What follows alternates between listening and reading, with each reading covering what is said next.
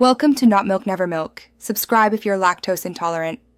You start by making sure the Deskjet is powered, awake, and near the router. This reduces signal problems. Once done, open the HP Smart app or the printer's touchscreen. You need the SSID and password nearby because you'll enter them directly. You're changing the network, so disable any guest or temporary connections first and ensure your phone is on the same current Wi-Fi. This step saves time and prevents connection conflicts when the printer seeks the new network. Now you'll run the wireless setup wizard. Open it on the printer menu or tap the plus icon in HP Smart. Select the new SSID from the list and type the password slowly, using the show characters option if available so you avoid typos.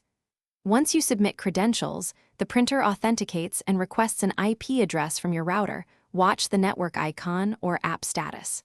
If the printer hangs, cancel and retry. Intermittent signals often need a second attempt to complete DH. Finish by printing a network configuration page to confirm the SSID and IP address.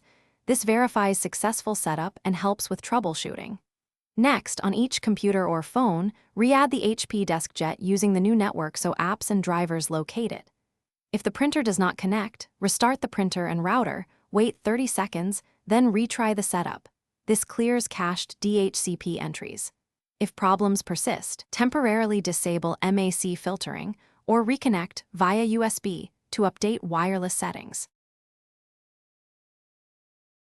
Thanks for watching. If this was helpful, leave a like and consider subscribing. See you next time.